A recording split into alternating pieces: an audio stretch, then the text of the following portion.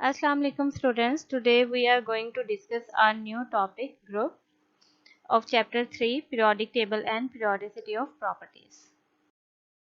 Okay, the possible question regarding this topic is write a detailed note on groups of periodic table. Okay, first of all we will discuss what are groups, the definition of group. The vertical columns of elements in the periodic tables are called groups. काफ़ी दफ़ा हम इस चीज़ को पहले भी discuss कर चुके हैं. वर्टिकल कॉलम क्या है, हॉरिजॉन्टल रोज ये हैं. Vertical column top to bottom की तरफ जब हम बात करते हैं तो ये क्या है, वर्टिकल कॉलम्स है जो कि 90 का एंगल बना रहे हैं. ठीक है, तो इसको हम क्या कहते हैं, वर्टिकल कॉलम कहते हैं. ठीक है, और ऑफ एलिमेंट्स जो हैं in the periodic table are called groups. तो यहाँ पे कितने ग्रुप्स आपको नजर आ रहे हैं, there are 18 groups in the modern periodic table. Okay, one by one जो है हम कुछ इम्पॉर्टेंट ग्रुप्स को जो है वो एंड फैमिलीज को डिस्कस करेंगे. यहाँ पे group one, first of we will discuss group one. It consist of elements hydrogen, lithium, sodium, potassium, rubidium, caesium and francium. और इनको हम अल्कलाई मेटल्स भी कहते हैं. This is the first group that starts from hydrogen and ends at francium. ठीक है, तो इनको जो है हम क्या कह रहे हैं, फर्स्ट ग्रुप एलिमेंट्स कह रहे हैं. ठीक है, और इनमें जितने भी जो है एलिमेंट्स हैं इनमें एटॉमिक नंबर जो है वो एक गैप के साथ आ रहा है, कंटिन्यूसली इंक्रीज नहीं हो रहा. और लेकिन इनकी जो इलेक्ट्रॉनिक कन्फिग्रेशन है वो सबकी क्या है, सेम है. और इस वजह से इनकी केमिकल प्रॉपर्टीज भी क्या है, सेम है. और ये चीज़ हम पहले भी डिस्कस कर चुके हैं काफ़ी दफ़ा.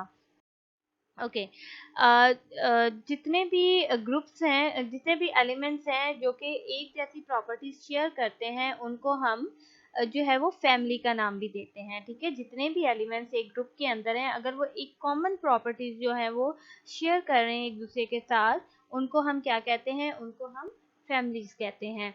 ठीक है, जैसे कि अभी हमने डिस्कस किया ग्रुप वन के एलिमेंट्स को हम अल्कलाई मेटल्स कहते हैं. अब इनको हम अल्कलाई मेटल्स जो है वो क्यों कहते हैं, क्योंकि जो है अल्कलाई जो वर्ड है वो बेसिकली अरेबिक वर्ड है. और जो कि यूज़ किया जाता था अरेबिक में, जो है वो अल्कलाई वर्ड यूज़ किया जाता था एशिस के लिए. एशिस क्या है, एशिस बेसिकली राख है. जो लकड़ी हम जलाते हैं जो उसके बाद में उसके रिमेन्स रह जाते हैं, उसको हम क्या बोलते हैं, उनको हम एशिस बोलते हैं. ठीक है, और उन एशिस को अरेबिक में अल्कलाई बोलते हैं. ठीक है, तो अरब जो है वो मोस्टली जो है वो इन मेटल्स को जो है, जो ग्रुप वन की मेटल्स हैं उनको अल्कलाइज बोलते थे, अल्कलाई मेटल्स बोलते थे. क्यों बोलते थे, क्योंकि जितने भी कुछ जो प्लांट्स उनकी ऑब्जर्वेशन में आए थे उनकी जो एशिड्स थी उनमें मोस्टली जो है उनको सोडियम नज़र आता था या पोटेशियम नज़र आता था. तो उनको जो है वो अल्कलाई मेटल्स का नाम देते थे. बात समझ में आ गई है कि इनको हम अल्कलाई, अगर आपसे क्वेश्चन पूछा जाता है कि अल्कलाई मेटल्स कौन सी हैं, इनको हम अल्कलाई मेटल्स क्यों कहते हैं, तो आप उसका आंसर क्या करते हैं कि जो फर्स्ट ग्रुप के एलिमेंट्स हैं उनको हम अल्कलाई मेटल्स कहते हैं.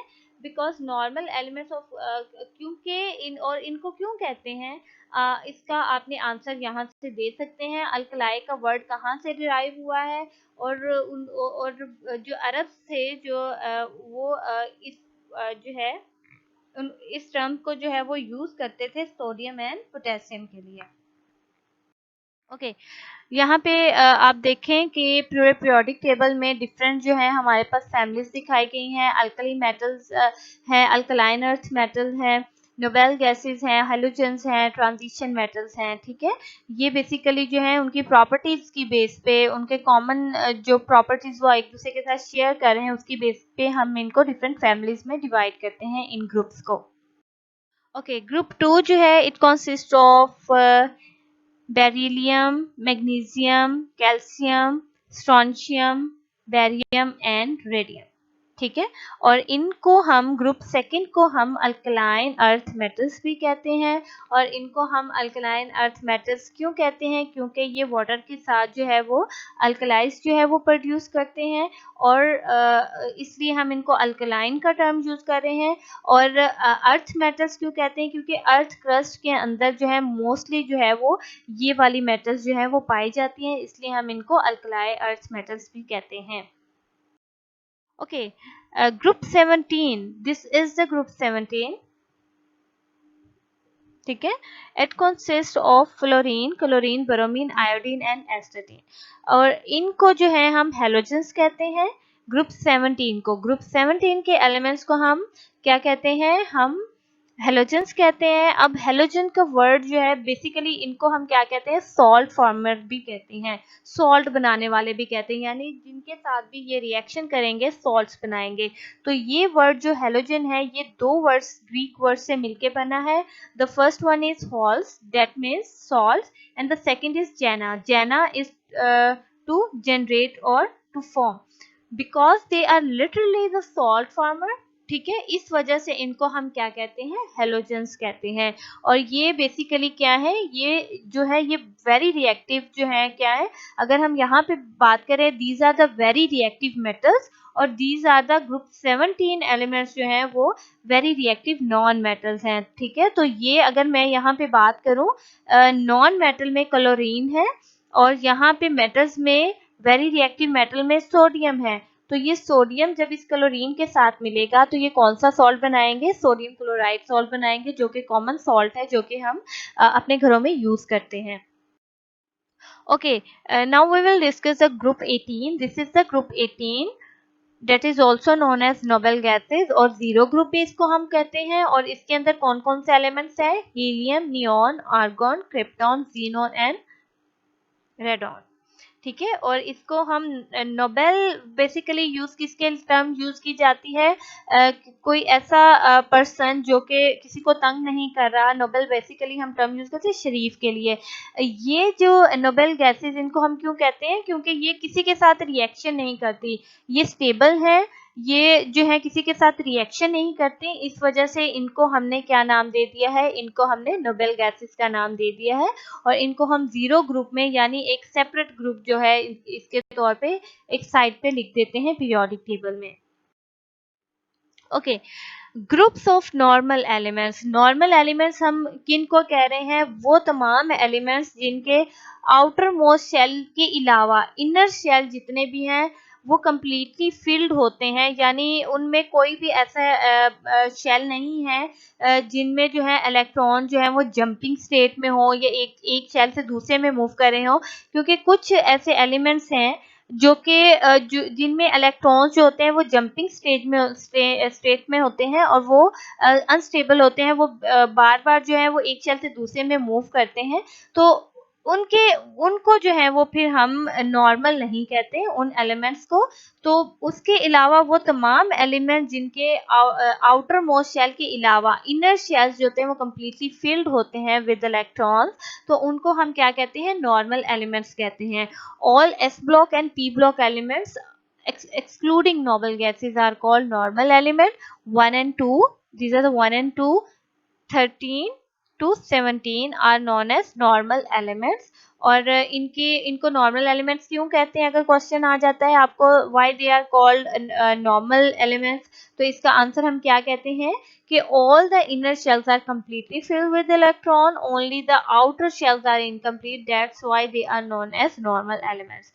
ठीक है, इनमें जो है हम ग्रुप 17 के एलिमेंट्स जो होते हैं इनके 7 इलेक्ट्रॉन होते हैं इनके वैलेंस शेल में, और इनके बाकी जो होते हैं वो शेल कम्प्लीटली फिल्ड होते हैं, that's why they are known as normal elements. Okay, transition elements. अब यहाँ पे वो एलिमेंट्स हम डिस्कस करेंगे जिनमें F and P D shells are in the process of completion. ठीक है, जिनमें डी एंड एफ ब्लॉक जो है वो कंटिन्यूस, उनमें जो है इलेक्ट्रॉन जंपिंग स्टेट में होते हैं, वो एक शेल से दूसरे शेल में मूव कर रहे होते हैं डी एंड एफ शेल्स में। तो वो जो एलिमेंट्स हैं इनको हम क्या कहते हैं? ट्रांजिशन एलिमेंट्स कहते हैं। और ग्रुप 3 to 12 जो है इनको हम ट्रांजिशन एलिमेंट्स कहते हैं। और और इसकी एग्जांपल हम आयरन की दे सकते हैं। आयरन है, कॉपर है, दिस इज आयरन, ठीक है, this is a copper, this is a zinc, ठीक है, क्रोमियम है, Cr क्रोमियम है। तो ये सारे के सारे क्या है, ट्रांजिशन एलिमेंट्स है। अगर ये आपको डेफिनेशन, इंपॉर्टेंट डेफिनेशन है जो कि पेपर में पूछी जाती है कि ट्रांजिशन एलिमेंट्स को डिफाइन करें विद एग्जांपल, तो आप उसमें ये सारी चीजें डिस्कस कर सकते हैं। Okay, this table is also very important objective point of view, ठीक है।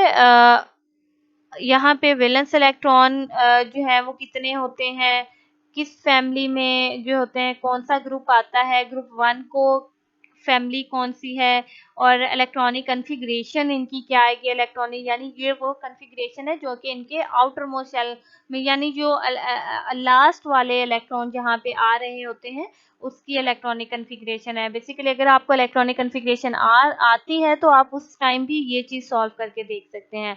फैमिलीज जो हैं वो आपको पता होने चाहिए, अल्कलाई मेटल्स कौन से ग्रुप के एलिमेंट्स हैं, अल्कलाइन अर्थ मेटल्स कौन से है, बोरॉन फैमिली कौन सी है, carbon family, nitrogen, oxygen, halogen, noble gases कौन सी हैं, ठीक है। तो ये टेबल भी आपने शॉर्ट क्वेश्चन या एमसीक्यू के पॉइंट ऑफ व्यू से अच्छे से याद कर लेना है।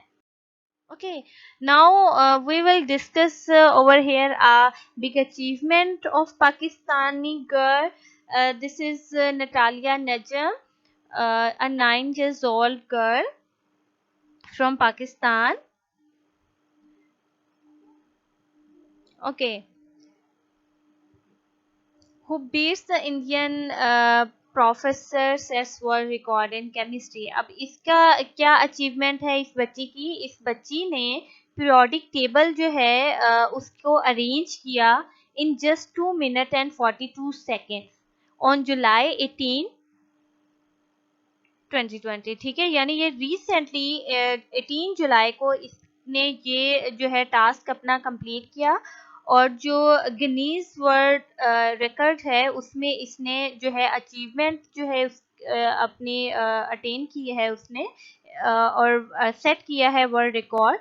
और उसने किसको बीट किया है, एक इंडियन प्रोफेसर ने सबसे पहले उसको ये सारी अरेंजमेंट करके वर्ल्ड रिकॉर्ड कायम किया था। लेकिन इस बच्ची ने, नतालिया नजम जो है, इस बच्ची ने 7 सेकेंड्स के साथ जो है उसने इस रिकॉर्ड को जो है वो क्या किया है, ब्रेक किया है और अपने नाम किया है, ठीक है। तो आप अगर ये बात कहते हैं कि आप इन पीरियोडिक टेबल में मौजूद जितने भी एलिमेंट्स हैं इसकी अरेंजमेंट याद नहीं रख सकते, तो ये 9 years old गर्ल है, पाकिस्तानी गर्ल है, जो कि जिसने इतनी बड़ी अचीवमेंट अपने नाम की है, ठीक है। तो उसने ये सारे के सारे एलिमेंट्स जो हैं with in 2 minutes and 42 second, ठीक है, उसने ये सारा जो है वो अरेंज करके उनको दिया है, और ये रिकॉर्ड जो है वो अपने नाम किया है इन केमिस्ट्री, ठीक है। तो ये क्योंकि हम केमिस्ट्री पढ़ रहे हैं तो मुझे ये चीज़ अच्छी लगी कि मैं आपसे भी डिस्कस करूं कि आप भी इससे थोड़ा इंस्पिरेशन लें, और केमिस्ट्री को जो है वो एक फ़न के तौर पे भी लें, जिस तरह से इस बच्ची ने जो है उस चीज़ को कवर किया है और इंडियन प्रोफेसर का रिकॉर्ड जो है वो ब्रेक किया है। Okay, thank you so much.